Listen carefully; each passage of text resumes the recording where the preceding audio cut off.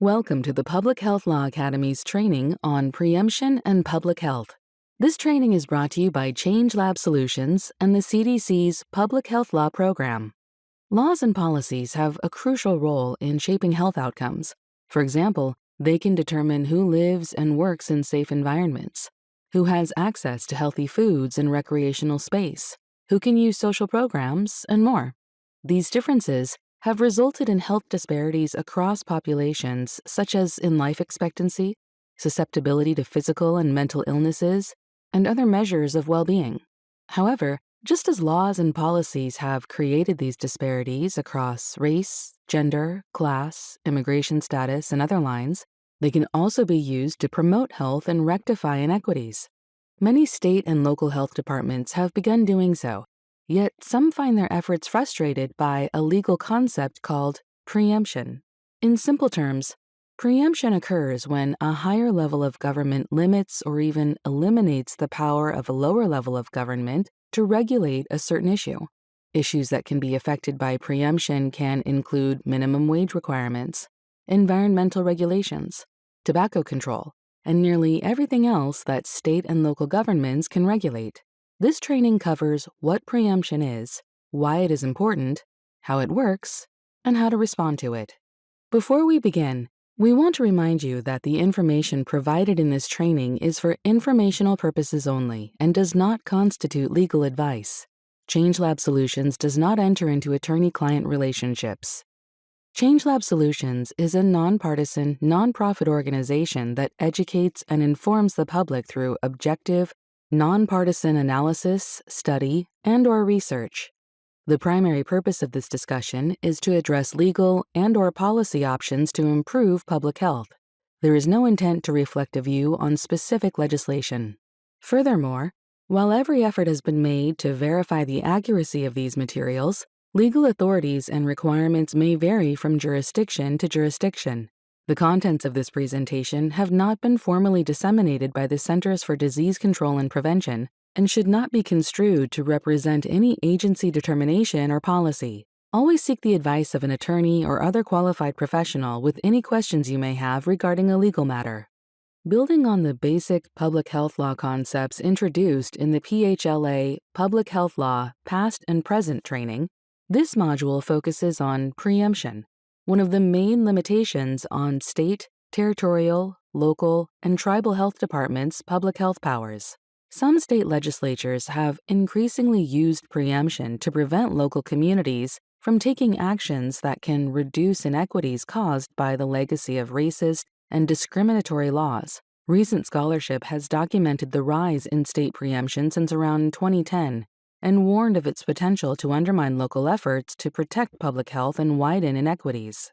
Today, we'll discuss how preemption and health equity relate to each other and what we mean by equity, provide an overview of the origins of government powers, or the sources of authority that ground a government's ability to pass laws generally and preempt others from passing laws, examine the different types of preemption and their implications, discuss how to spot preemption in practice, and explore a few examples of preemption in action to illustrate how it might affect your work and how to respond. Throughout this module, we encourage you to think about how to ensure that health equity is centered in your work. As we go through the training, you'll see an equity icon that designates equity practice tips, like the one on the left side of this slide. We use it to highlight opportunities to apply equity-promoting strategies in your day-to-day work. We also encourage you to think of examples from your own experience. Let's dive in by defining what we mean by health equity and introduce a framework to achieve it. Then we will discuss how preemption can affect health equity and public health. Before we begin discussing how preemption affects health equity, let's start with a foundational question. What is health equity?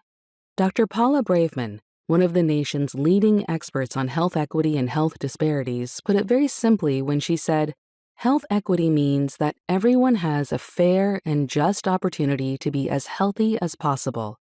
This requires removing obstacles to health, such as poverty, discrimination, and their consequences, including powerlessness and lack of access to good jobs with fair pay, quality education and housing, safe environments, and health care. It means everyone has access to the resources and opportunities they need to thrive, regardless of characteristics like race, ethnicity, gender, or sexual identity. At the core of equity is a focus on fairness, justice, and opportunity. Having a shared understanding of health equity is critical. We can't improve health for everyone without taking an equity approach.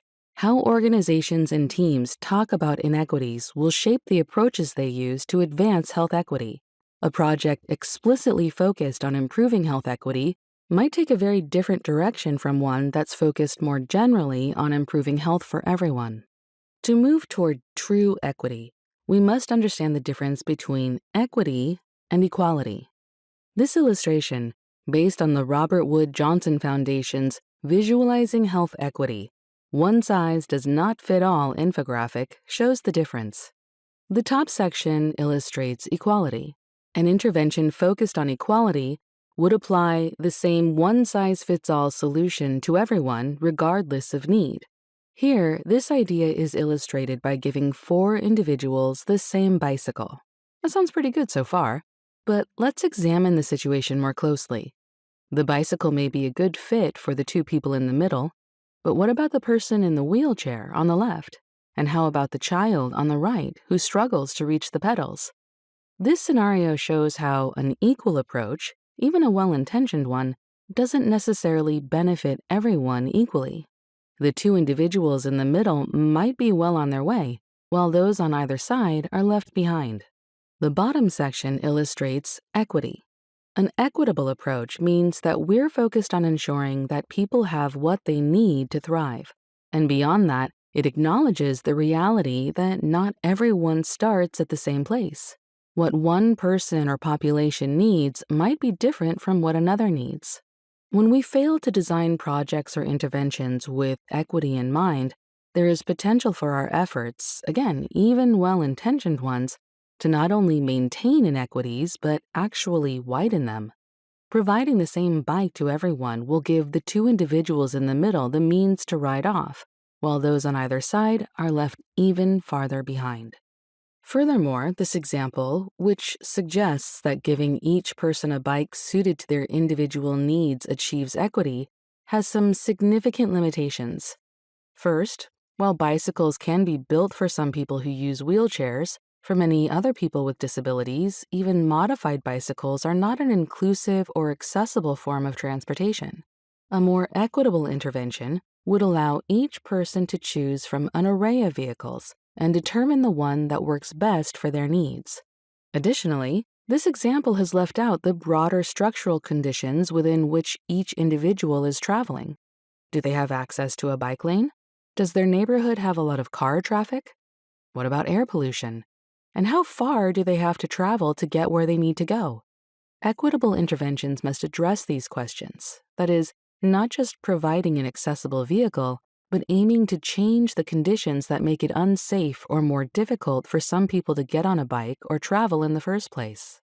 Achieving health equity requires eliminating the drivers of health inequities, like structural discrimination, especially structural racism, income inequality and poverty, disparities in opportunity, disparities in political power, and governance that limits meaningful participation. We have a lot more ground to cover in today's training, so I won't go into depth on each of the 5 drivers. But the key takeaway here is that although law and policy have been central to creating today's health disparities, the very same law and policy tools can also be used to create positive change by addressing these drivers.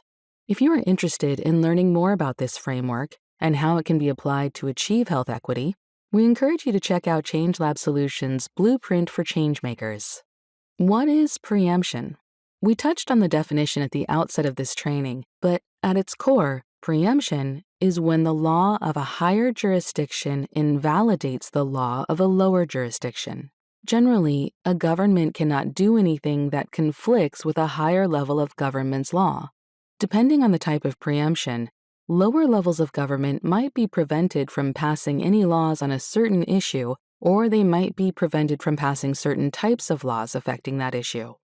These limitations on local authority have impacts for each of the drivers of inequity. Preemption can affect health equity positively or negatively by limiting the authority of local governments to enact certain policies.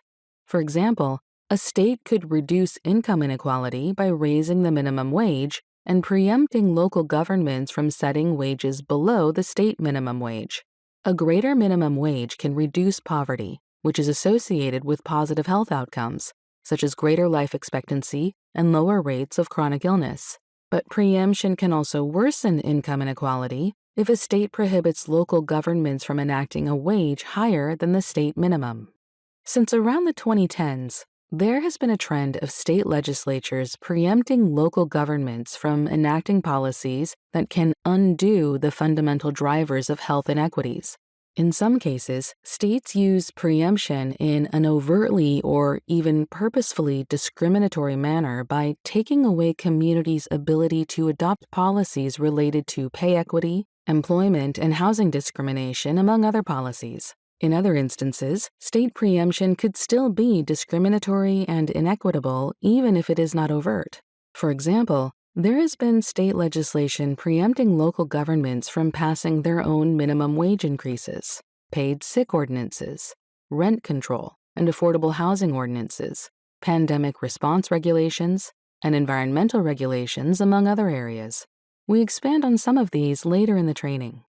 Who is behind this trend and why?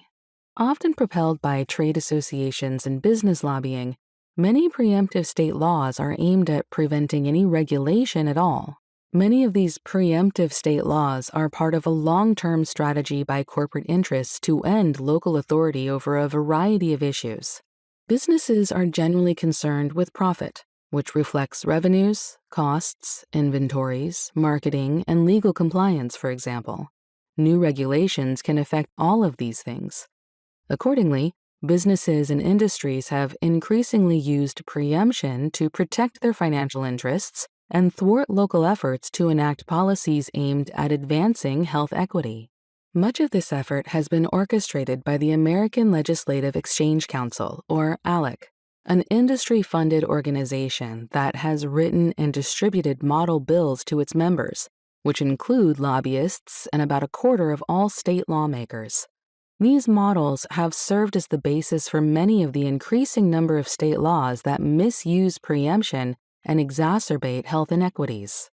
Again, it should be reiterated that preemption is not inherently good or bad. What really matters is how it is used. For example, as the civil rights movement took hold in the 1950s and 1960s, the federal government responded to discriminatory state and local policies with preemptive federal laws, such as the Civil Rights Act, the Voting Rights Act, and the Fair Housing Act. In a modern context, preemption has also been used to reduce or eliminate other forms of local authority with the goal of protecting health and health equity. In 2017, California enacted legislation stripping local government's authority to regulate and ultimately deny certain multi-unit housing developments. The state took this drastic action to ensure that local governments could no longer avoid responsibility for a severe and worsening housing crisis. Understanding the implications of preemption for any given policy requires a case-by-case assessment of whether preemption is likely to worsen health inequities or whether it is an appropriate response to addressing existing inequities. Understanding the implications of preemption for any given policy requires a case-by-case assessment of whether preemption is likely to worsen health inequities or whether it is an appropriate response to address existing inequities. Now I'm going to introduce a hypothetical scenario that we'll return to several times throughout this training. Meet Omari, a local health department official in the county of Innovation. The county recently identified paid sick leave as a priority health need for several reasons. First, the county is experiencing high rates of presenteeism, worker productivity loss when individuals work while sick. In addition, workers have low rates of preventive medical visits, and survey data have indicated that lack of protected and paid sick leave is a major impediment to seeking medical care. Omari has been tasked with drafting a policy paper exploring the health effects and possibility of adopting a paid sick leave ordinance in the county. In researching this topic, he learns that access to paid sick leave is not distributed equally among all workers. According to one survey, while 94% of workers in the top quarter of wage earners have access to paid leave, only 55% of workers in the bottom quarter have access. Moreover, 86% of full-time workers have paid leave, compared to 51% of part-time workers. Omari also finds that inequities exist by gender, race, and industry. Through his research, Omari also finds that some local governments in neighboring states have been blocked from passing these laws. How can Omari determine whether the county can pass and implement a paid sick leave ordinance? And if so, what legal considerations must it be aware of? To help answer these questions, we'll spend the next segment discussing the sources that give governments authority to pass and preempt laws. Before moving on to the next section, let's pause for two questions. The first is, true or false? Health equity focuses on fairness and the opportunity for all people to reach their full health potential, regardless of their race, gender, sexual identity, class, or other markers.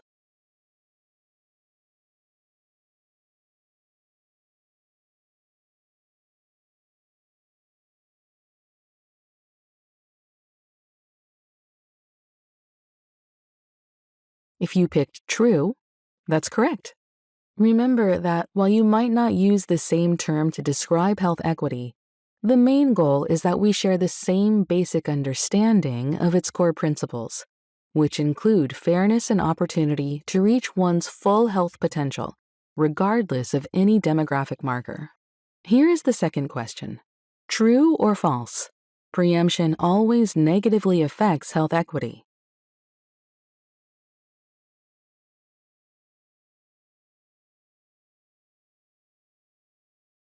If you said false, you are correct. Preemption is not inherently good or bad. How it affects health equity depends on how it is used. In order to understand preemption, it's important to first be clear about the sources of government authority. What provides different levels of government with the power to create and enforce laws that affect the public's health, and what are the limitations on that power? Government authority in the United States, including all authority related to public health, is divided among the federal, state, and local levels. The primary source of this authority is the U.S. Constitution. The Constitution defines the power of the federal government and distributes power between the federal and state governments. States can then choose to delegate all, some, or none of that power to local governments. We'll talk more about that delegation to local governments shortly. Under the Constitution's Supremacy Clause, federal law takes precedence over lower-level laws.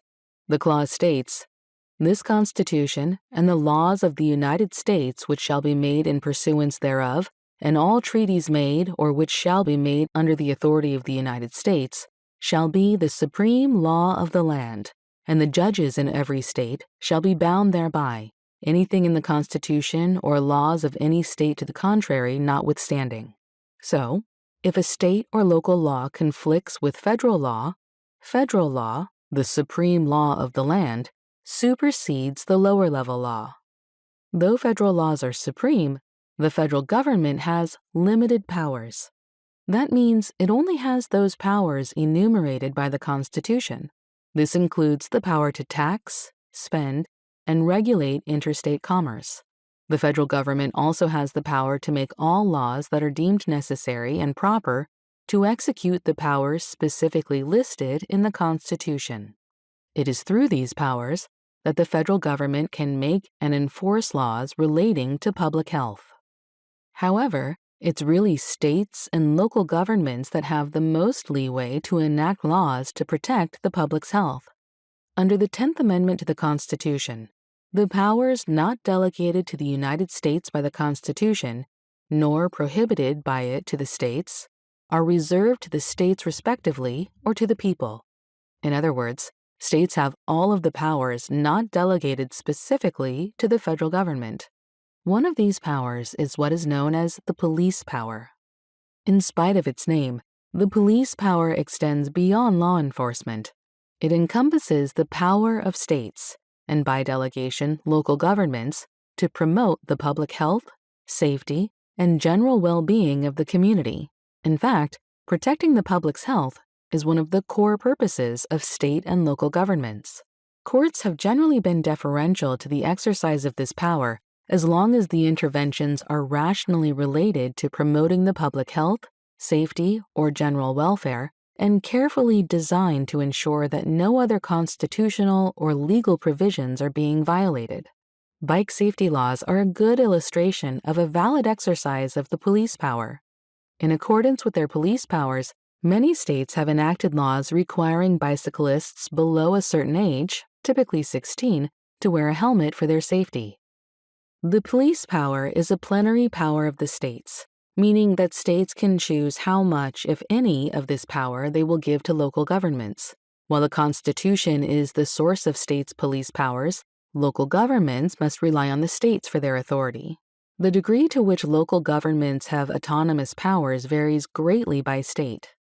Some states, like Florida and Illinois, give local governments extensive police power authority, known as home rule authority.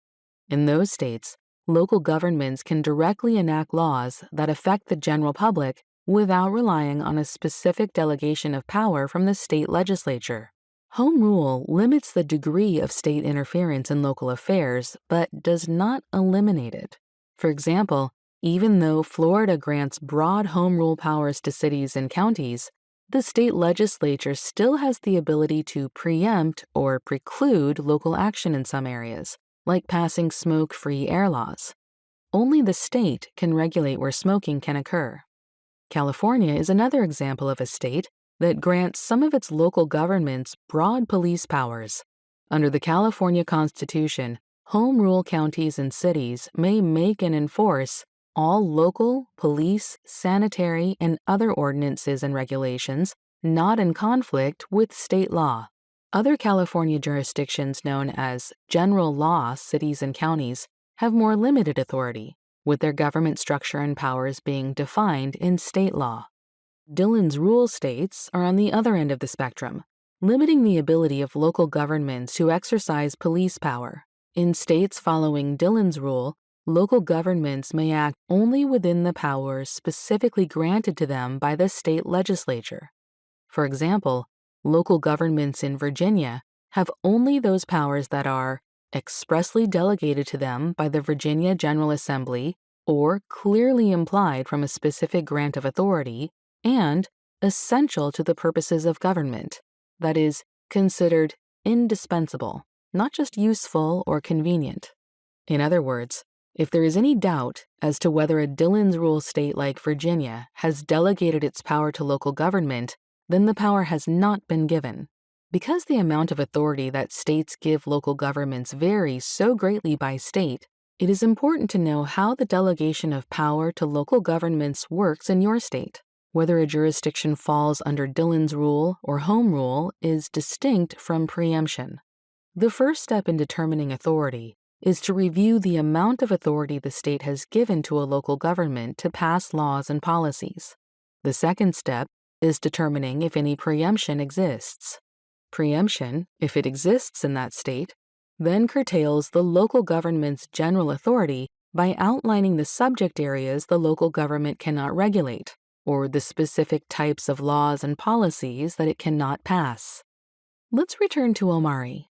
As Omari and his county continue to consider a paid sick leave law, they must determine whether the county has the authority to pass such a law. The state in which the County of Innovation lies is a Dillon's rule state. This means that before passing any new law, the county must be able to reference language in a state statute that gives it authority to do so. Omari works with the county attorney's office to check the state statute and finds a section that reads, "A local government within the state may enact ordinances requiring employers within its jurisdiction to provide the following: parental leave, paid sick leave time, and bereavement leave." Because the statute explicitly authorizes paid sick leave laws, the county can proceed. However, not all authorizing language is as clear. Some state laws may broadly describe what paid sick leave does without explicitly naming it as paid sick leave, and others may confer ambiguous authority that may or may not include paid sick leave. An attorney should be consulted when the statutory language is not entirely clear. If instead the County of Innovation was located in a home rule state, this analysis would be more straightforward. Remember that in home rule states, local governments retain broad authority to pass and implement laws within their jurisdiction, so absent any state legislation that preempts paid sick leave, the county would likely be able to pass a paid sick leave law. Let's review with a couple more questions. The first question is, the federal government has total control over state and local laws. True or false?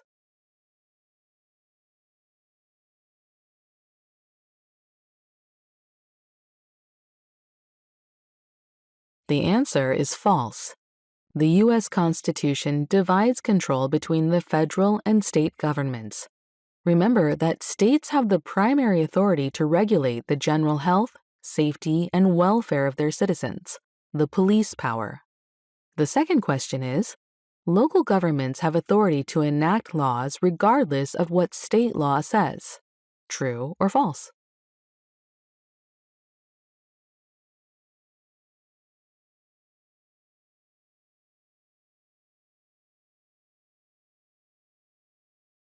The answer again is false. Local governments generally act within the authority delegated to them by states. While some states grant local governments extensive authority, that is, home rule authority, to act independently, others greatly limit local governments' powers, called Dillon's Rule. The extent of this authority is typically outlined in state constitutions. Remember that local authority generally is a concept that is distinct from, though related to, preemption. You must first determine whether your jurisdiction has the general power to pass a law or policy based on how much and what kind of authority local governments within your state have. Are you in a home rule state with broad local authority? Or are you in a Dillon's Rule state? And if so, is there enabling legislation that allows you to pass the law or policy you are exploring? If your local government does have the authority to pass a law, then you must determine if there are preemptive state laws that curtail that authority.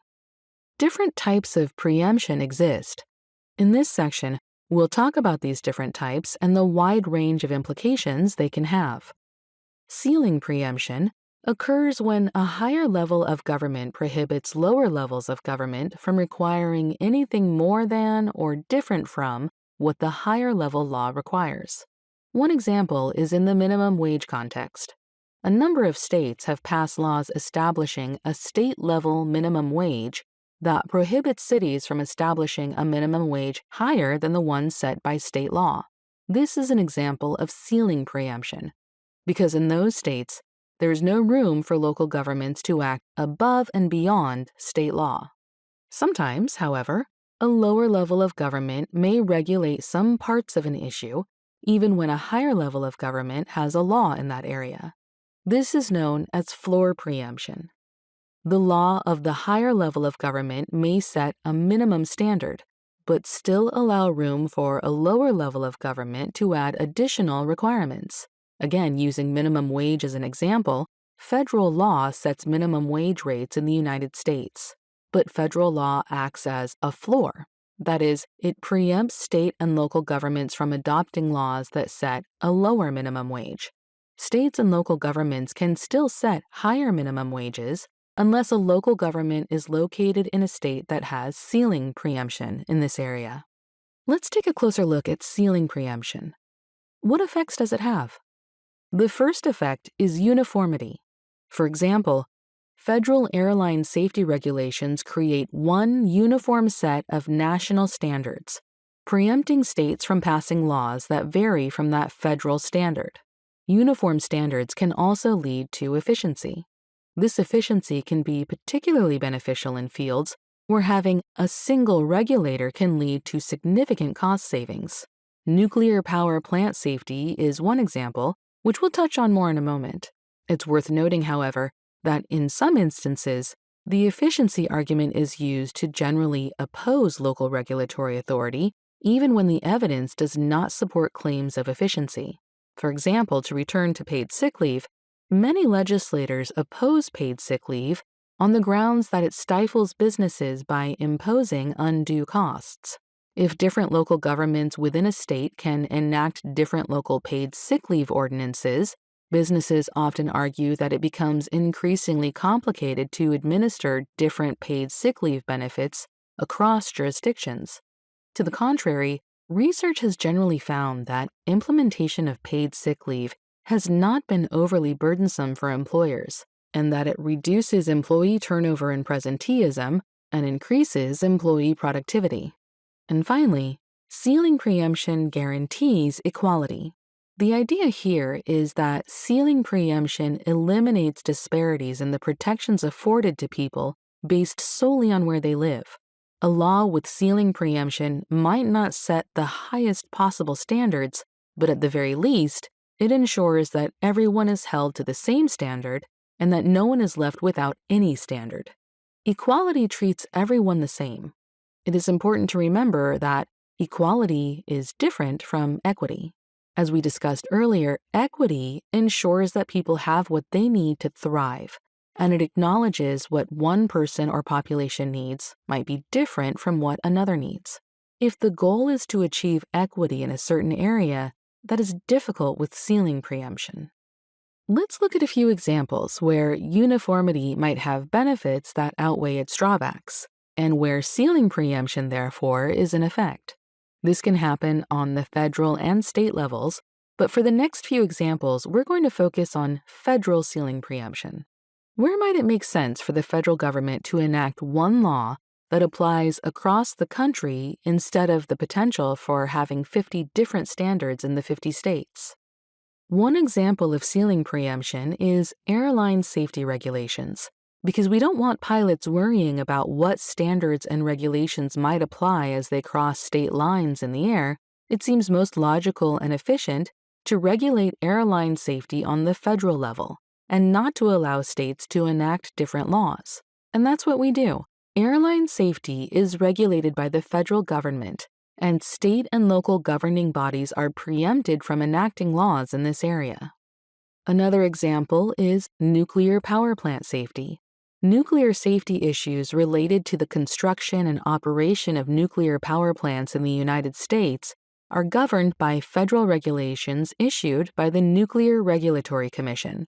Because the regulation of nuclear power plants requires a great deal of technical expertise, extensive staffing, and large capital investment in infrastructure, having a single regulator, here the Nuclear Regulatory Commission, streamlines the regulatory process and is therefore cost-efficient. A third example is the development of military or foreign relations policies. Again, it makes sense that the United States would want national uniformity when negotiating with other countries and engaging in global affairs. As a result, the federal government completely occupies this space. Let's pause for a quick question. Which of the following are reasons for ceiling preemption? A. Efficiency. B. Equity. C. Uniformity. D. A and C. Or E. A, B, and C.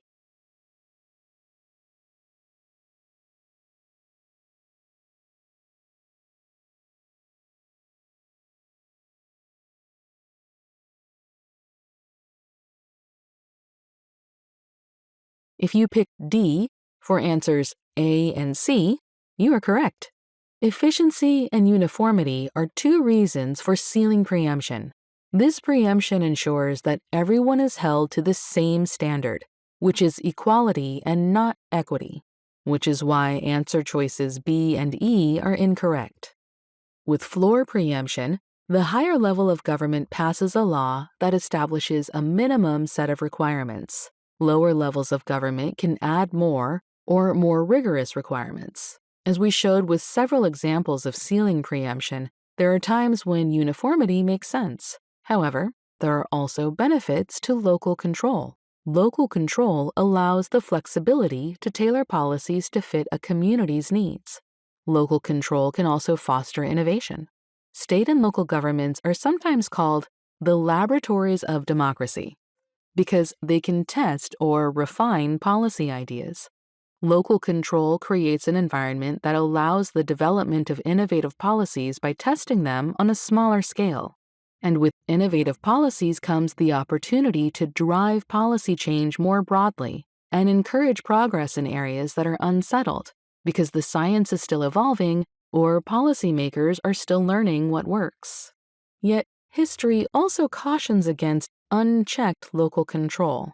For example, in some jurisdictions, local control over zoning and housing development has resulted in residents opposing new development in their communities, thereby constraining housing supply and potentially causing a regional housing shortage.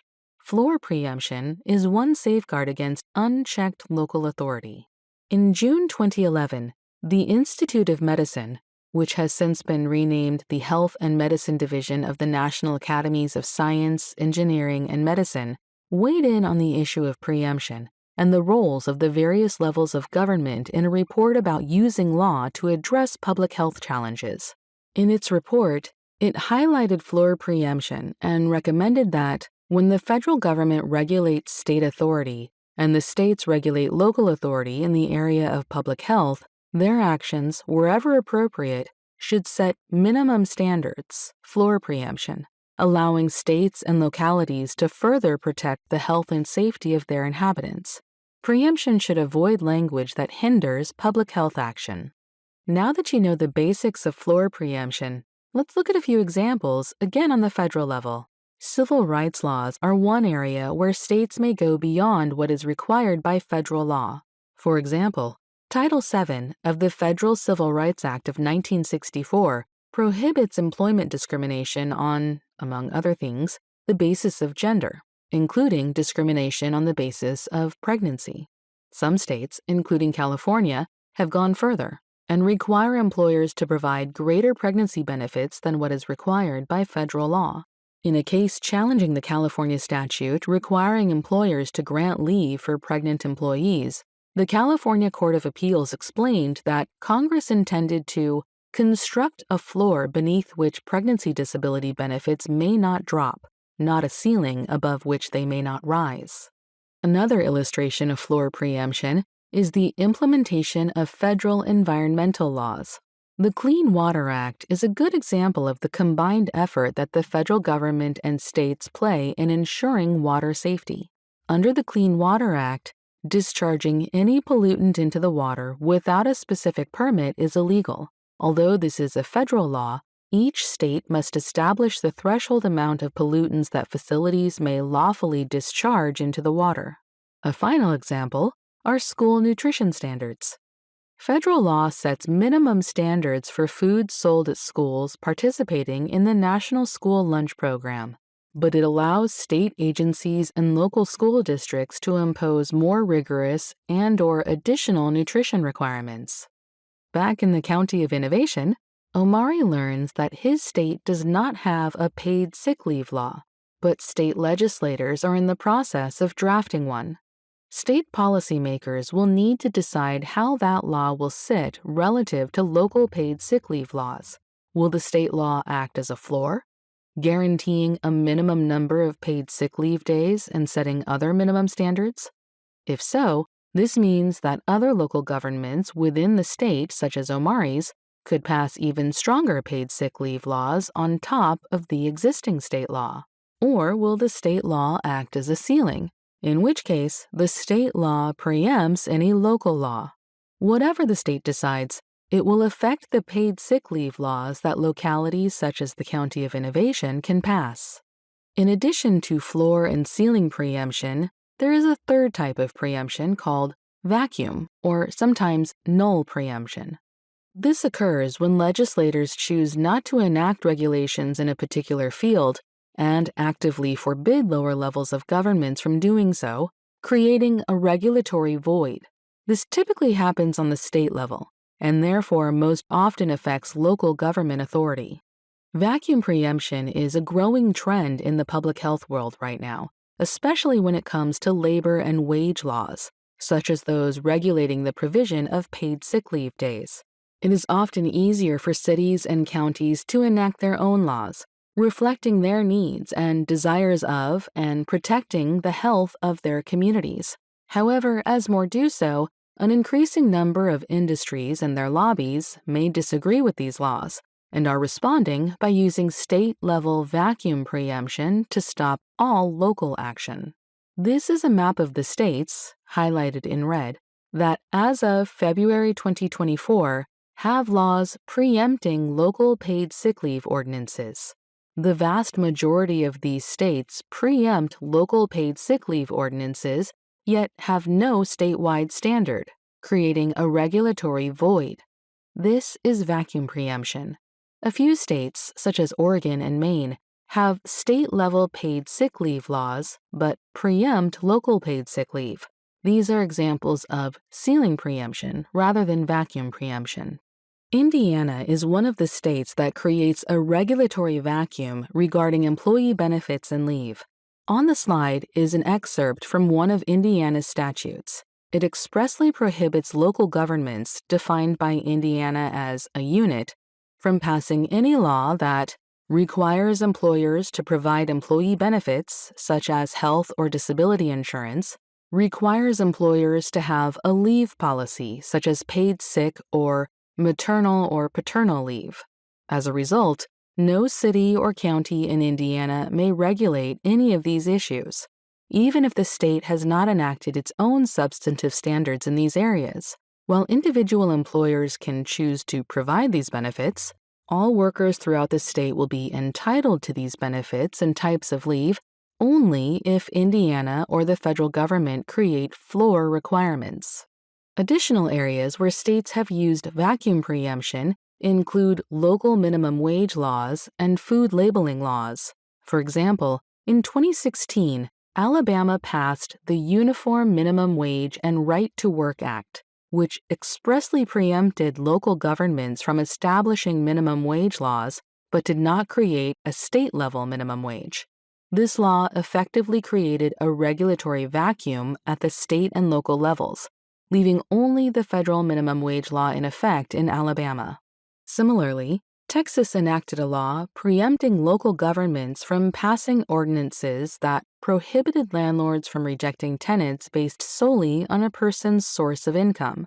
Texas passed this law in response to a City of Austin ordinance that provided this protection to tenants, particularly individuals who use housing vouchers, money from the federal government that assists individuals with paying for housing. Texas did not create any requirements in this area, leaving a vacuum. Vacuum preemption can have detrimental effects on public health efforts by limiting local efforts to address public health issues and creating a regulatory vacuum. As a result, preventing some innovations without adding to uniformity. Furthermore, vacuum preemption can result in a non-representative political body making decisions that may conflict with the specific needs of the community or exacerbate inequities. For example, in 2016, Birmingham, Alabama, a majority Black, working-class city, raised its minimum wage from the federal minimum of $7.25 to $10.10.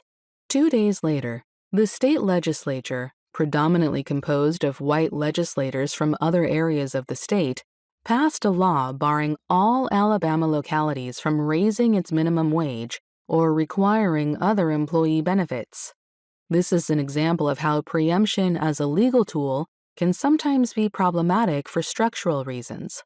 Local governments may be more representative of and more responsive to the needs and desires of the local population.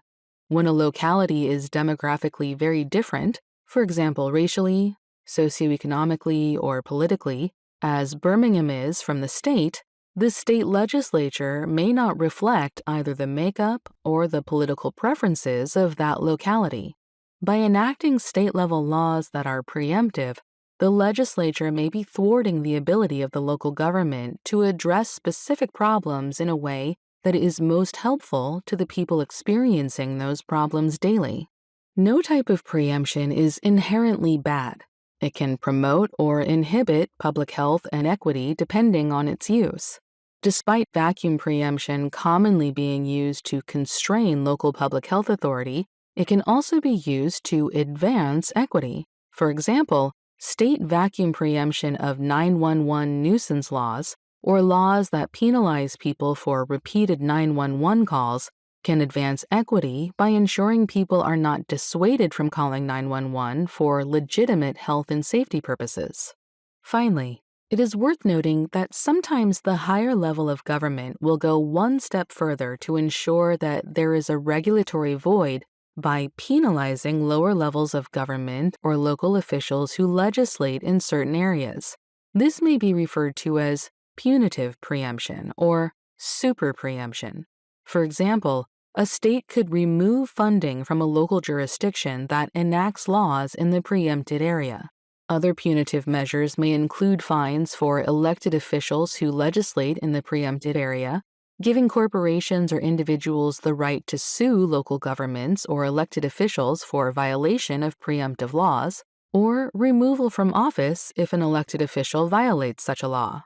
For example, in 2016, Arizona enacted a law requiring the state treasurer to withhold state funding from any local government that is determined by the state's attorney general to have enacted a preempted local law, unless and until the local government repeals the purportedly preempted law.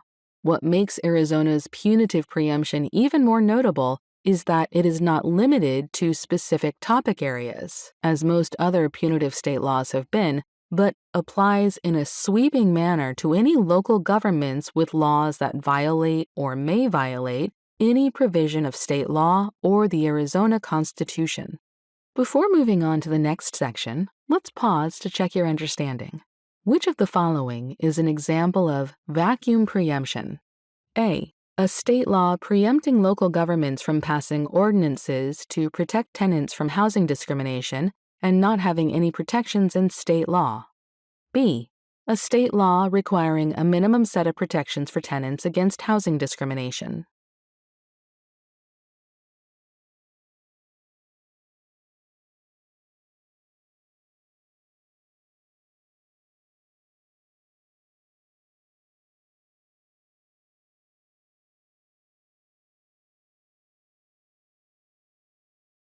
If you chose A, you are correct.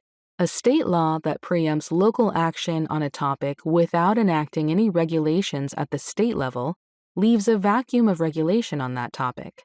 Recall the example from the Texas law that prohibits local governments from passing ordinances that prohibit landlords from rejecting tenants based solely on a person's source of income.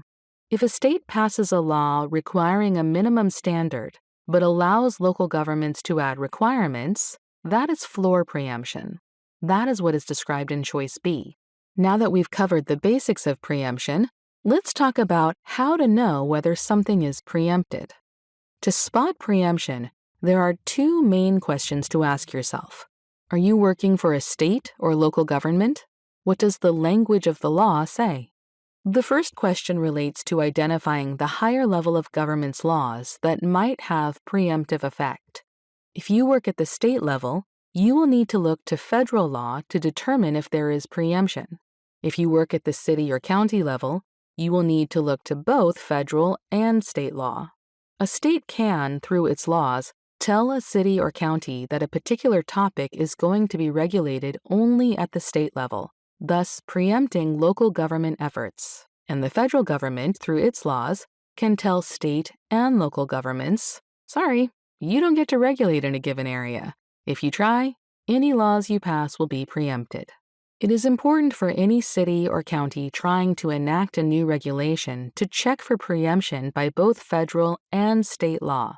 State and local governments should work with their attorneys to check for preemption in state and federal laws. Second, ask what the language of the law says. Preemption can be express or implied. With express preemption, the preemptive law includes explicit preemption language. It might say something like, all local laws on this subject are preempted. With implied preemption, The higher level law does not mention preemption explicitly, but there is something about the law that makes it clear that the legislature intended to regulate the entire field. It's not always obvious when there is implied preemption, and sometimes courts have to decide whether a certain law is intended to preempt lower-level laws. We'll talk more about how to spot this type of preemption in a minute.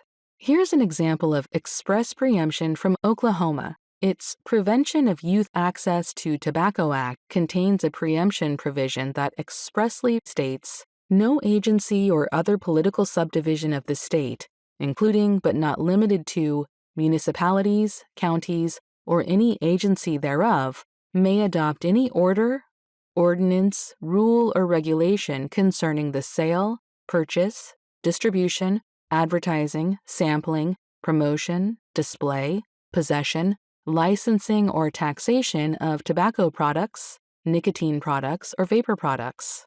Determining whether something is impliedly preempted can be tricky. Unlike explicit preemption, it is not always clear whether implied preemption is present in a law. Consider, for example, another tobacco case, this time in Maryland. There, the Maryland Court of Appeals found that even though state law does not expressly prohibit local regulation of tobacco product sales, it comprehensively regulates the packaging, sale, and distribution of tobacco products, including cigars, and thus preempts local regulation of this field. To recap, with express preemption, lower levels of government can immediately know their limitations on enacting a law on a topic by reading the plain language of the law. This type of preemption could create a regulatory vacuum if the higher level of government does not have any regulations on that topic. Implied preemption, which does not mention preemption explicitly, can be hard to spot. Even courts can have trouble determining whether a particular law was intended to prevent a lower level regulating a particular issue. An attorney can help determine whether preemptive intent is implied by the context of the law, but often the final decisions about implied preemption are left up to courts. In addition to looking for preemption in the text of the law, it's also important to check whether the laws of the higher level of government have a savings clause that preserves state or local authority. As the name suggests, savings clauses are provisions that carve out exceptions and save state or local authority that otherwise would have been preempted by the rest of the law. To see what a savings clause looks like in practice, let's look at the Federal Family Smoking Prevention and Tobacco Control Act. There are lots of provisions within the Act, and the preemption provisions are quite complex. For purposes of today's discussion, we're going to focus on only two clauses. The first clause is the Preemption Clause, which says, "No state or political subdivision of a state may establish or continue in effect with respect to a tobacco product any requirement which is different from or in addition to any requirement relating to tobacco product standards, pre-market review, adulteration, misbranding, labeling, registration, good manufacturing standards, or modified risk tobacco products." So the precise preemptive intent is stated outright. This is an example of express preemption. Here, it is saying that while state or local governments can regulate some aspects of the tobacco industry, it cannot pass laws that are broader or more stringent or even just different in those areas explicitly listed in the preemption clause. The second clause is a savings clause, which carves out an exception to preemption. It explains that the preemption clause does not apply to requirements relating to the sale, distribution, possession, information reporting to the state, exposure to, access to, the advertising and promotion of or use of tobacco products by individuals of any age or relating to fire safety standards for tobacco products. So what does this all mean? Are states preempted from regulating tobacco? The U.S. Court of Appeals for the Second Circuit tackled this issue in 2013. There, the question was whether the Federal Tobacco Control Act preempted a New York City ordinance governing the sale of flavored tobacco products. The Second Circuit ruled in favor of the city, saying that no, the Federal Tobacco Control Act did not preempt the New York City ordinance, and that the city did have the authority to regulate the sale of flavored tobacco products. First, the court explained that the ordinance regulated the sale and not the manufacturing of tobacco products. Therefore, it would not fall under the Tobacco Control Act's Preemption Clause, which only restricts states from regulating the manufacturing of cigarettes. And even if the ordinance had triggered the preemption provision, it would not be preempted because it also falls within that section's savings clause. Remember, back to the previous slide, the savings clause exempts from preemption local laws that establish requirements relating to the sale of tobacco products. Here, New York City's regulation limits the businesses where flavored tobacco may be sold, a requirement relating to the sale of tobacco products within the plain meaning of the savings clause. It is worth noting that in April 2022, the Food and Drug Administration issued a proposed rule to prohibit the manufacture and sale of menthol cigarettes and all flavored cigars. This is an important step toward putting an end to tobacco companies' decades-long efforts to push flavored products to certain social groups. As Health and Human Services Secretary Xavier Becerra noted, the proposed rules represent an important step to advance health equity by significantly reducing tobacco-related health disparities. Tobacco companies have long driven unjust racial health inequities by inundating communities of color with menthol advertising and promotions that unfairly exacerbate these harms. Local governments that leveraged their authority to restrict the sale of flavored products, including New York, Chicago, the first U.S. city to do so, San Francisco, Missoula, Montana, Brown County, Minnesota, and over 200 other localities, helped pave the path to this moment. After an extended notice and comment period, the FDA submitted its final rule prohibiting the sale of menthol cigarettes and flavored cigars to the Office of Management and Budget in October 2023. The New York case in the example had to do with federal preemption, but what about state preemption of tobacco laws? 27 states have enacted laws that explicitly allow cities and counties to adopt smoking restrictions that are more stringent than or differ from the state standard. One example is from the California Labor Code. The code has a preemption clause that essentially prohibits local governments from passing restrictions on smoking in the workplace. The code also has a savings clause that allows local governments to pass regulations restricting smoking in all areas outside of the workplace, such as in public parks.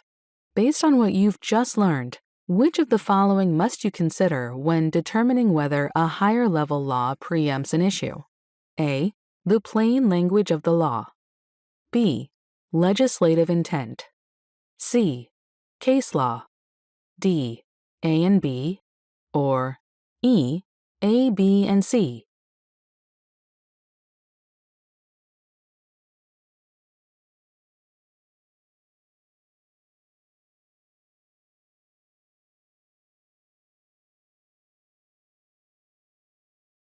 If you picked E, you're correct.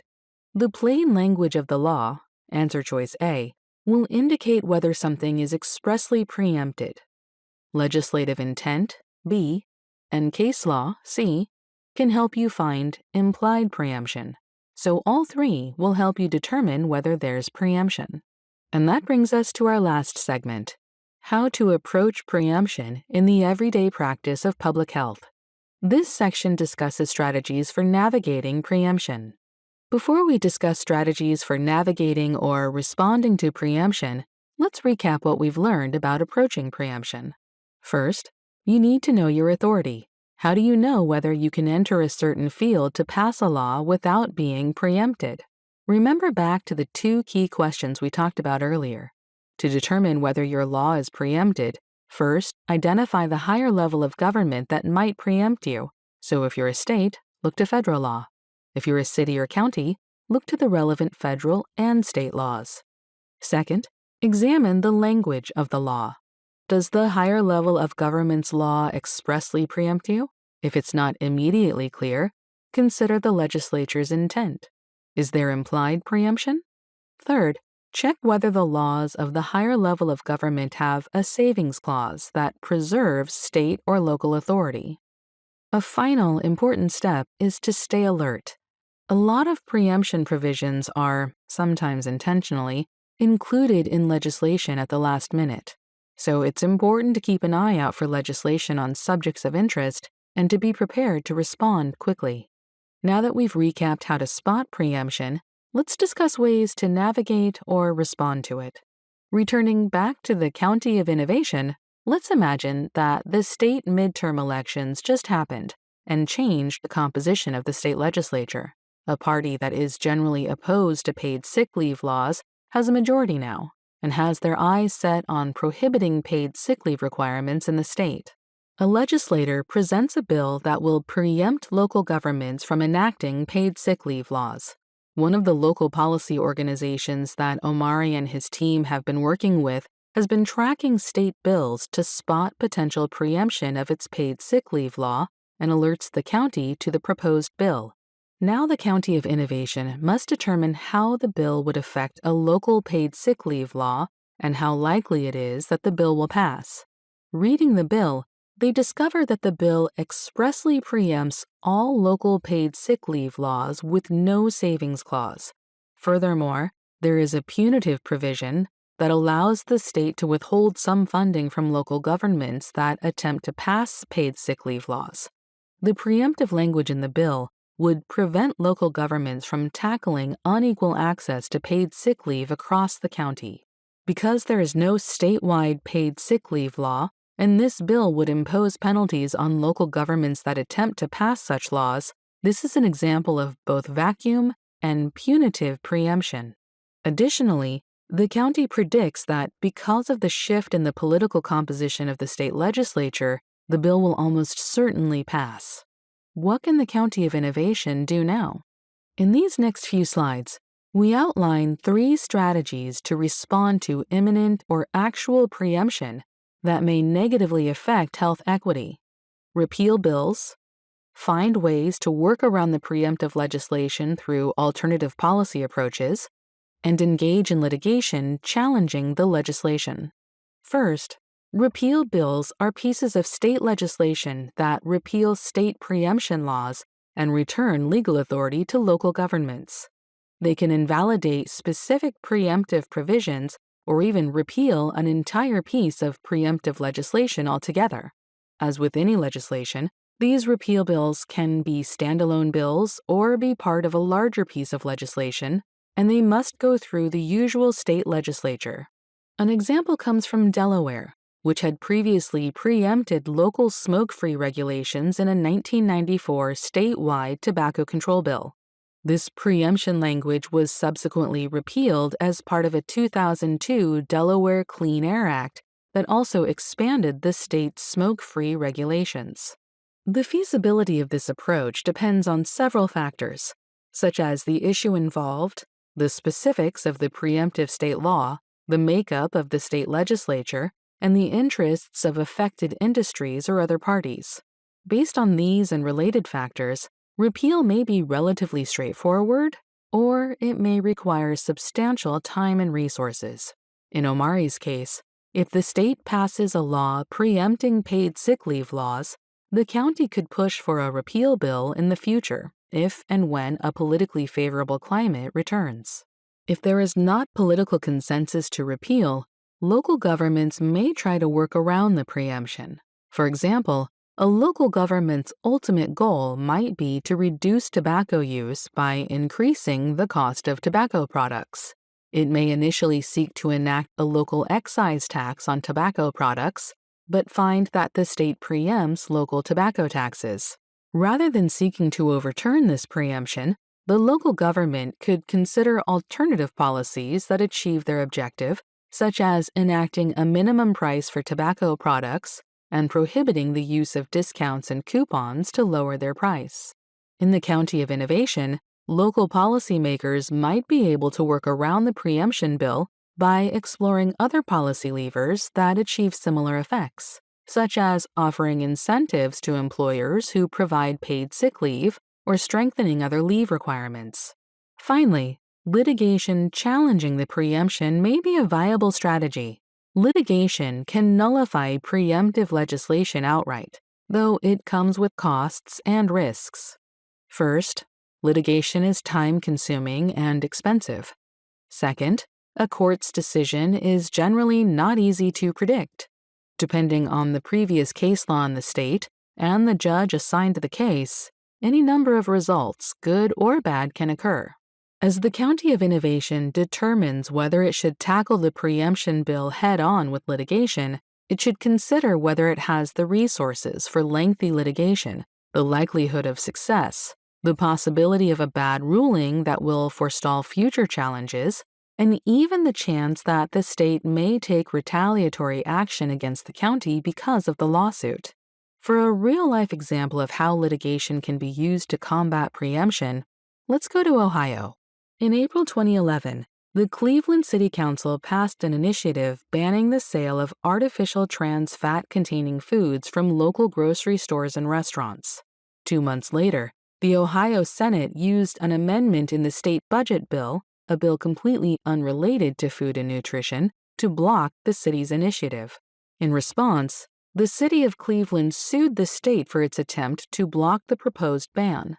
The city argued that the state's actions to control how Cleveland regulates food within its borders amounted to an unconstitutional attempt to preempt an action that should have been permissible under its home rule powers. The court ruled in favor of the city, determining that Cleveland had acted within its authority when it banned the sale of foods containing artificial trans fats. The court explained that the state's amendments were an unconstitutional attempt to preempt the city from exercising its home rule powers. Under Ohio's constitution, municipalities have the authority to exercise all powers of local self-government and to adopt and enforce within their limits such local, police, sanitary, and other similar regulations as are not in conflict with general laws. In its ruling, the court's decision focused on whether the state law was a general law and applied a 4-part test. To be a general law, the law must 1. Be part of a statewide and comprehensive legislative enactment. 2. Apply to all parts of the state alike and operate uniformly. 3. Set forth police, sanitary, or similar regulations rather than only grant or limit legislative power of a municipal corporation. And 4. Prescribe a rule of conduct upon citizens generally. The court found the state law did not comply with any of these tests. Moreover, the court noted the amendments were tucked away in the state's Appropriations Act, which the Columbus Dispatch newspaper had compared to a junk drawer, a place to stow odds and ends that you just don't know what else to do with. The legislation was only 2 pages in a 3,000-page appropriations bill. Furthermore, the amendments had not been vetted by the usual committee process. There were no hearings on the amendments in any of the House or Senate committees. And although the amendments would affect the health of Ohio citizens, there was no testimony to any legislative committees from any nutritionist, dietitian, or any other healthcare professional explaining the health effects of trans fats. Ohio law has a rule in which legislation must have unity of subject matter. Based on the facts of the case, the court found the amendments violated this rule. This is another example of how preemption can at times be tricky and complicated. So it's important to stay alert, and when in doubt, seek the help of legal counsel. Repeal bills, alternative policies, and litigation are just 3 of the many strategies that can be employed to challenge preemption that may exacerbate health inequities. However, as with any other strategy that opposes, works around, or otherwise requires interpretation of state preemption law, an attorney should be consulted before proceeding. To learn more about these preemption strategies and others, please refer to ChangeLab Solutions' Addressing Preemption in a Local Policy Campaign Toolkit. This brings us to the end of our training. Here are a few takeaways to keep in mind. Because preemption can affect all aspects of what a state or local government can regulate, it can have significant implications for health equity. Preemption is not inherently good or bad. Its effect on equity depends on how it is used. To avoid preemption that has negative health equity implications, it is important to identify preemption as early as possible, understand its scope, and determine a strategy to address preemption. Before we conclude, here's some brief background information on the content providers. ChangeLab Solutions is a nonpartisan, nonprofit organization that uses the tools of law and policy to advance health equity. They partner with communities across the nation to improve health and opportunity by changing harmful laws, policies, and systems. Their interdisciplinary team works with public health lawyers, state, tribal, local, and territorial health departments, other government agencies, community organizations, and local institutions to design and implement equitable and practical policy solutions to complex health challenges. The mission of the CDC's Public Health Law Program, or PHLP, is to advance the use of law as a public health tool. PHLP advances its mission by creating tools that can be used to influence public health outcomes. For example, legal epidemiology, or legal mapping and evaluation. Workforce development opportunities, including webinars, trainings, training materials, fellowships, internships and externships, partnerships and outreach. PHLP does all of this to serve CDC programs, as well as state, tribal, local, and territorial communities. To submit a request or to learn more about public health law, visit the program's website at www.cdc.gov/PHLP. We also want to connect the content we discussed today with public health competencies. Individuals who work as public health practitioners, lawyers, and policy experts in state, tribal, local, and territorial health departments need measurable skills to move their careers forward. CDC's Public Health Law Program developed the Public Health Law Competency Model to help guide practitioners in career trajectories. This module of the Public Health Law Academy covered the 4 competencies listed on this slide to build skills for public health practitioners in public health law.